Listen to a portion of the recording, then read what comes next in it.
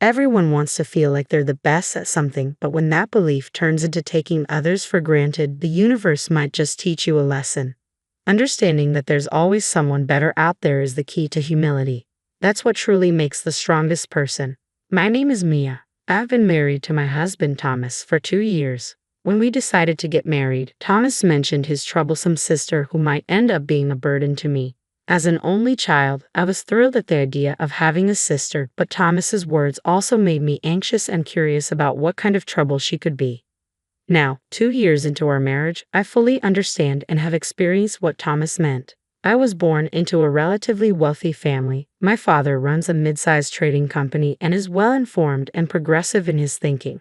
My parents always respected my decisions, providing an environment where I could freely experience and explore my interests. In 2008, during the Lehman Brothers collapse, I was an 11-year-old elementary school student. Intrigued by the significant impact this event had on the world, I became fascinated by how a disruption in the flow of funds could cause such a global panic. This sparked my interest in financial circulation. Recognizing my curiosity and intelligence, my parents had me take an IQ test, and the results were beyond the normal range. Throughout middle and high school, I continued to research finance. In college, I chose a major that allowed me to deepen my understanding. As I learned more, I became eager to apply my knowledge and decided to try day trading. My professor suggested it as a way to experience capital flow firsthand, but warned about careful management to avoid debt. I researched extensively, identifying statistically favorable stocks for day trading. Starting with a modest sum of all the allowance I had saved up, I engaged in buying and selling the same stock within the same day, or starting with the sale and then buying it back before the day ended. This meant results came quickly. My predictions were spot on, and though the increases were modest, my funds grew steadily through this process and gradually increasing my investments. I managed to grow the initial amount by more than 50 times in a year. While the original sum was modest, I wasn't certain how impressive this achievement was on a larger scale. However, that wasn't my primary concern. What mattered most to me was whether the answers I had derived through research were correct. During the university seminar, I met Thomas, a student known for his analytical skills. We often found ourselves in agreement on many topics, which fostered a close bond between us. Following graduation, I had planned to join my father's company, but Thomas pointed out an opportunity at a foreign investment firm on our graduation day. At the subsequent celebration, Thomas confessed his feelings for me, and I immediately accepted. His intelligence was comforting, and his understanding nature put me at ease. As we embarked on our respective career paths, our relationship strengthened. Inspired by the concept of trade at my father's company, I researched foreign companies to gain negotiation advantages and establish a solid foundation for our deals. Meanwhile, Thomas used his analytical prowess to identify profitable investment opportunities, earning high praise within his firm. Despite our busy schedules, we prioritized dates, refreshing each other before diving back into work. Over 5 years, our careers blossomed and our relationship deepened. We became each other's support system, indispensable in our lives. It felt like the perfect time to take the next step forward. I want to spend the rest of my life with you, Mia. Will you marry me? Thomas's proposal was met with an immediate and wholehearted acceptance from me. I couldn't wait to begin our life together. During the family meeting, Thomas hesitated before sharing something important. There's something about my sister Alice that you should know, he started cautiously. She's a bit difficult and might cause you some discomfort or inconvenience. Alice, Thomas's younger sister by 2 years, was known to be challenging. From a young age, she had been exceptionally bright, even more so than Thomas, who himself was considered a prodigy. This dynamic made them a notably remarkable pair in their neighborhood. As Alice grew older, her intelligence sometimes translated into a sense of superiority, viewing others as foolish and often looking down even on Thomas. This competitive spirit led her to enroll in a different but equally prestigious university, always boasting that hers was superior to Thomas's choice. In her career, she joined a rival investment and consulting firm, claiming mastery in investment strategies. However, Alice's attitude of superiority left her without close friends and seemingly without a significant other, harboring insecurities behind a brave facade. She believed no man was good enough for her, always striving to prove herself stronger than anyone else. Thomas worried that our engagement might bruise Alice's pride further, knowing her constant need to compete with him. He feared how she might react and was concerned about her attempt to assert dominance. I tried to reassure Thomas with a light-hearted "it's okay," but his worries seemed unending, leaving me even more curious about his intense sister. I finally met the infamous Alice at a family meeting. Her sharp, intelligent beauty was unmistakable, though she exuded a cold demeanor. I wasn't sure if that was just her nature or my own preconceived notions. Thomas's parents were kind and humorous, which put me at ease about getting along with them. Apart from the initial greeting, Alice remained silent, simply eating her meal while watching me, as if assessing me. After the meeting, as everyone was leaving, Alice pulled me aside. "I wondered what kind of person you would be, but you're nothing special, are you?" she remarked coolly. "Just a girl who got a job at her parents' company and is probably slacking off." Stunned, I didn't know how to respond. She continued, "I move large amounts of money and make significant profits. I'm on a completely different level than you. Thomas, settling for someone like you is disappointing. Today's lesson is realizing how much you don't measure up to my standard." With that, Alice left the room, leaving me standing there. When Thomas returned and noticed I hadn't left with Alice, he looked concerned and asked if something had happened. I brushed it off with a laugh, saying it was just a minor jab. He apologized for Alice's rudeness, but I assured him it didn't bother me, though I wondered what would happen the next time we met. Strangely, I found myself looking forward to the wedding. "That'll be interesting," I remarked to Thomas, surprising him. Our wedding was a grand affair, attended by family, friends, and colleagues from both sides. Thomas and I declared our eternal love and enjoyed a wonderful time with our guests. Throughout the event, Alice appeared grumpy and irritated from the start. I had heard from Thomas that Alice had neither friends nor a romantic partner, so I could somewhat understand her feelings, which I found slightly amusing. During a break for a wardrobe change, as I waited for the staff to assist me with my wardrobe change, Alice entered without warning. "This happiness of yours is only for today," she remarked coldly. "A plain woman like you won't get the spotlight. After this, you're just going to leech off Thomas' earnings, aren't you? I can't understand how anyone could be satisfied with that. On the other hand, I've climbed up on my own. I'm on a completely different level. I'll find someone even better than Thomas and have an even grander wedding." With that rapid-fire monologue, a self-satisfied Alice left without giving me a chance to respond. The staff walked in just as Alice departed, and I couldn't help but burst into laughter at the timing. I quickly apologized to the puzzled staff and began changing. Alice certainly knew how to keep things interesting. Despite our busy weekdays focused on work, Thomas and I cherished our weekends, making the most of our time together.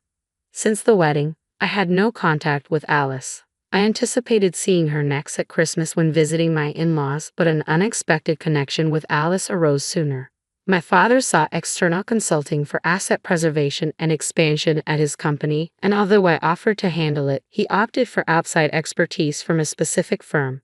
When I heard the firm's name, it struck a familiar chord, but I couldn't quite place it. At the first meeting with the consulting firm, I was taken aback to see Alice among the representatives. The familiarity dawned on me.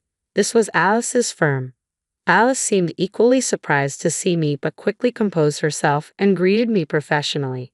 It silently became our agreement to act as if we were meeting for the first time, keeping our sister-in-law relationship a secret from the other team members. When I told Thomas about the encounter at home, he surprised me by saying Alice had already called him. "This is ridiculous. I can't work with her, she was just complaining," he said, suggesting I might want to step away from the project. I found the situation amusing and laughed it off, but I knew I had to remain professional. During the meeting, I pointed out flaws and inadequacies in their proposals, backing my arguments with perfect logic. My counterarguments unsettled them. Alice tried to fight back with past examples and mathematical evidence, but I skillfully exposed their weak points, leaving them silenced. The meeting ended in my favor, with the other team agreeing to prepare a second proposal for the next meeting. As I relaxed with coffee after they left, I received a phone call meant for me. It was Alice. "Today, you might have gotten the better of me, but I won't let it end like this," she declared. "Someone as excellent as me can't be bested by you. You're just running wild, carrying everything on your own, Mia." Amused, I replied calmly, "Alice, you need to rely on your colleagues and work together to make progress." "What gives you the right to lecture me?" she snapped. "I don't need guidance from someone like you." With that parting shot, she hung up. I burst out laughing, still holding the phone, drawing curious glances from nearby colleagues. From then on, I took full control of the meetings. Their teams scrambled to respond to my points, often finding themselves in a defensive position. Alice tried desperately for a comeback, but always fell short. Her frustration was plainly visible, though she managed to maintain her composure. Reflecting on this with Thomas later, he mentioned, "Alice has never been outdone by anyone before. Plus, Mom told me Alice found out that a guy she liked already had a girlfriend and got rejected before even confessing. That's probably adding to her irritation." I couldn't help but let out a surprised "huh" and stifle my laughter as the consulting project finally concluded successfully. The opposing team leader thanked us, expressing how much they had learned, and we all dispersed. As everyone left, Alice and I ended up alone. "I'm not satisfied with how things went. I'll make sure to get the better of you next time," Alice declared, her tone sharp. "Just so you know, I'm more excellent. I even bought a tower mansion at my age. Only someone as outstanding as me could afford a brand new tower mansion." Alice had made waves as an investor and had managed to earn enough for such a purchase. "We'll toast among the elites," looking down on the commoners below. "You, as one of those ordinary people, should just look up and despair," she added, leaving after her piece, as usual. Thomas confirmed that Alice's claims were true. She had indeed found success as an investor and recently purchased a tower mansion to live in on her own. Alice was undeniably talented, and such an achievement was well within her reach. While luck played a part, I genuinely wanted to congratulate her. A few days later, during the weekend, I had business at a tower mansion. As I stopped at a mid-level floor, a door opened, and to my surprise, the resident stepping out was Alice. We locked eyes and both exclaimed in surprise. "Why are you here? If you're not invited to the party, did you come to clean?" I blurted out. Alice chuckled. "It seems today is the day of my celebrity home party, but no, not at all. I'm here to deliver something to an acquaintance on this floor." "You have an acquaintance here? And you came down from where?" I asked, puzzled. "My home is on the top floor of this mansion. Naturally, I had to come down," Alice explained matter-of-factly. "But you and Thomas live in a single-story house, don't you?" "How can you have a home here?" I countered, bewildered.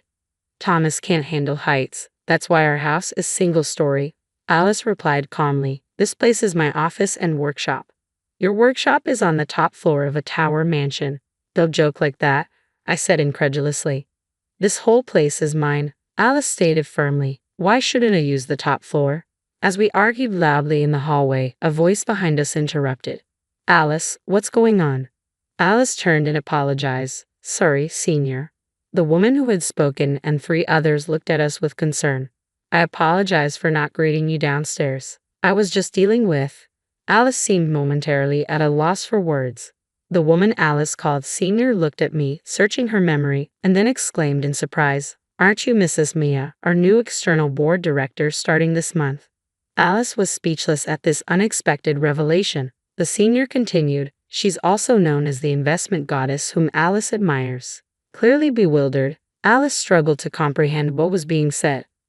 I had started day trading as a student, gradually progressing to more serious investing.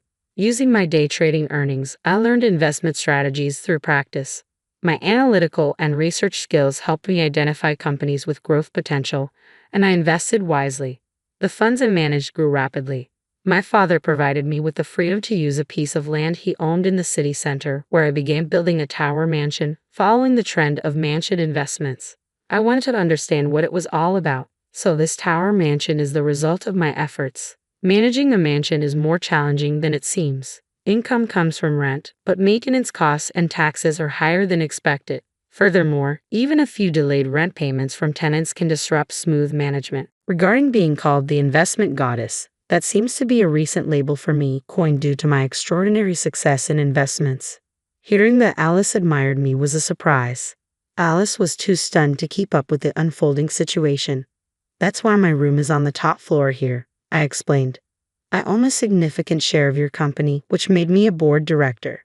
Alice was overwhelmed by this unexpected turn of events. Moreover, Alice, while extremely talented, has a poor reputation regarding teamwork and attitude towards colleagues. If she can improve, she can continue in her current role. Alice was already reeling from this harsh reality, kneeling and collapsing on the floor. Later, Thomas told me that Alice, once a fierce wolf, had become a small dog. It seemed she finally understood that there's always someone above her. I had never really paid much attention to Alice's antics, knowing we were on different levels.